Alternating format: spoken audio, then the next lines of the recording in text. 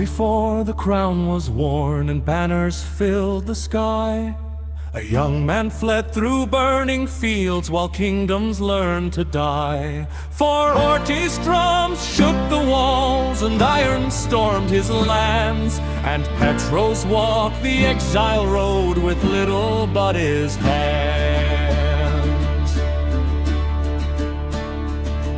They say he feared the clash of steel, they say he feared the war, that once he fled the battle's roar and closed a coward's door. Yet fate has strange and winding paths for those who live and learn, for even trembling hearts may grow when brighter fires burn.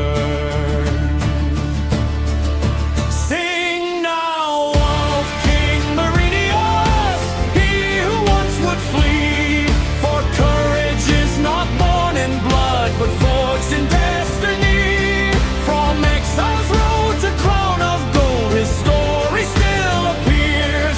A frightened youth who faced the storm and conquered all his fears.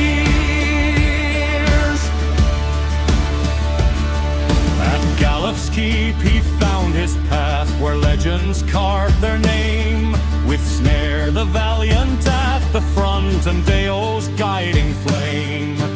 Thousand eyes who saw all things as Draconis swept the night, together stood where darkness rose and learned at last to fight. They held the keep when armies came from the crimson plains. They fought the Hydra of the bays, whose fury split the waves. They saved the Amazons of trees and gave them hearth and ground, and slowly steel replaced the fear that once in Petros drowned.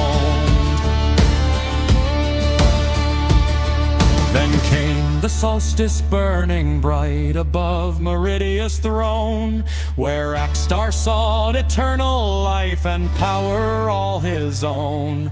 But steel met shadow in the dusk and magic split the air, and when the rising sun returned, the rightful king stood there.